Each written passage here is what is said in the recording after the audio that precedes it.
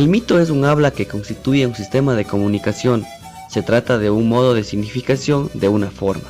Este habla es un mensaje y por lo tanto no necesariamente debe ser oral, puede estar formada de escrituras y representaciones, el discurso escrito, así como la fotografía, el cine, el reportaje, el deporte, los espectáculos, la publicidad. Todo puede servir de soporte para el habla mítica. El mito no puede definirse ni por su objeto ni por su materia, puesto que cualquier materia puede ser dotada arbitrariamente de significación. La flecha que se entrega para significar un desafío es también un habla, y es importante que los comunicadores comprendan este concepto porque les entrega una forma de explicar su rol en la sociedad.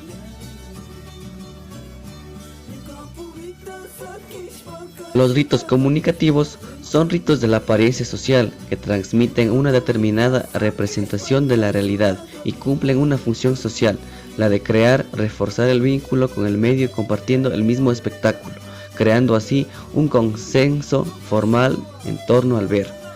Los actuales rituales comunicativos contribuyen a instalar verdaderos escenarios, establecen una representación teatral a menudo dramatizada de la realidad mediante una tendencia a acentuar los efectos al modo espectacular, proyectando al espectador en el corazón mismo del dispositivo. ¿Por qué el mito puede considerarse un hecho histórico? La mitología, escribe Barthes, solo puede tener un fundamento histórico, porque el mito es un tipo de discurso elegido por la historia. No puede de ningún modo surgir de la naturaleza de las cosas. Siendo un tipo de discurso, el mito solo puede ser un modo de aprehensión de contenidos indiferentes. ¿Por qué la semiología solo puede tener unidades a nivel de formas? La semiología es una ciencia de las formas, puesto que estudia las significaciones independientemente de su contenido. La semiología solo puede tener unidades a nivel de las formas y no de los contenidos, ya que su campo es limitado, se asienta sobre un lenguaje, realiza una sola operación, la lectura o el desciframiento. Explica el mito como sistema tridimensional. El mito, dice Barthes, mantiene el formato tridimensional, lo que él llama sistema semiológico de segundo orden. Lo que en el primer sistema era un signo se convierte en mero significante en el segundo. Lo que antes tenía significación pasa en el mito a la categoría de forma. Su función consiste en ser el significante para un segundo término que Barthes llama concepto.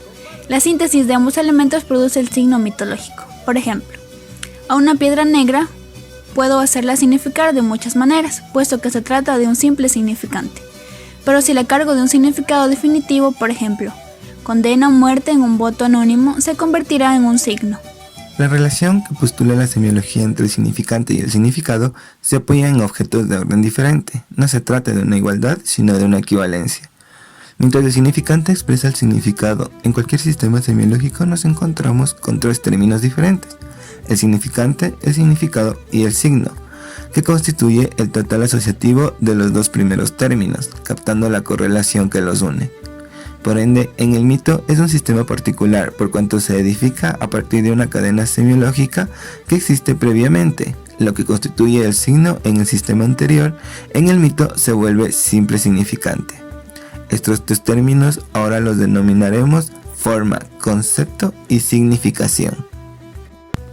Como ejemplo, nos imaginamos un periódico del Vaticano, donde aparece un hombre negro con los ojos cerrados y las manos entrelazadas haciendo una oración a Dios. Este es el sentido de la imagen, la relación entre el significante, la fisicidad de la imagen con todos sus elementos y el significado, su expresión literal. La idea que surge en mi mente al contemplar esta imagen es que el Vaticano es un gran imperio, que todos sus miembros sin distinción de color se conmueven y respetan a su Dios, al que sirven fielmente. Esta imagen es una firme respuesta a los llamados creyentes. ¿A quién acogen? ¿A los negros sometidos a la discriminación racial? Ellos reverencian a Dios, que es un símbolo de amor. Aquí tenemos el concepto, que es la creencia cristiana. Así pues, tenemos una forma y un concepto, que juntos forman una significación, o lo que es igual, un nuevo signo dentro de un segundo sistema semiológico. ¿Qué entiende por el lenguaje objeto? El lenguaje objeto es un sistema semiológico del mito, es un sistema lingüístico o los modos de representación que les son asimilados. Es el lenguaje del que el mito se toma para construir su propio sistema. Con un ejemplo explique la relación entre significado, significante y signos y su vinculación con la historia. Tenemos como ejemplo una paloma blanca. Yo le hago significar paz. ¿Se trata de un significante y un significado, la paloma y la paz? No, ni siquiera eso. En realidad, lo único que tengo es una paloma llena de paz. Pero en el plano del análisis existe efectivamente tres términos. Esa paloma cargada de paz se deja descomponer perfectamente en paloma y en paz. Una y otra existían antes de unirse y formar ese tercer objeto que es el signo.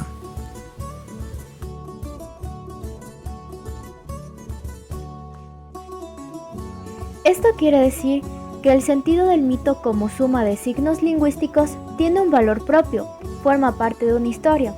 En el sentido ya se encuentra construida una significación que podría muy bien bastarse a sí misma.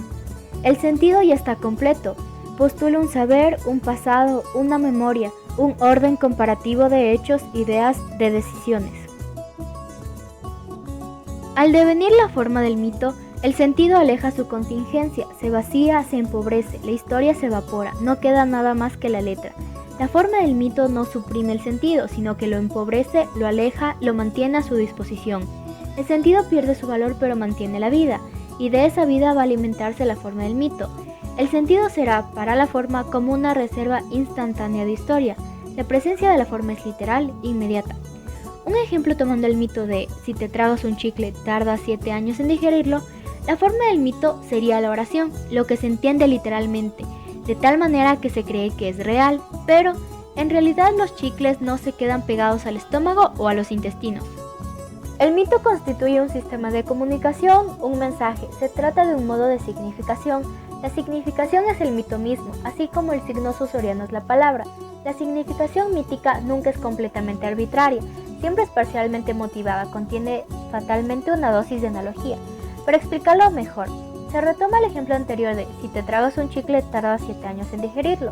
La significación que se le da es creer que de verdad sucede esto, ya que de niños se suele escuchar muy a menudo este tipo de mitos como una advertencia y para causar un poco de miedo, sobre todo de parte de los adultos que dicen este tipo de cosas, ya que el chicle es solo como un dulce que no debe ser comido, solo se disfruta de su sabor, para que los niños o no se lo traguen o de hecho no lo mastiquen.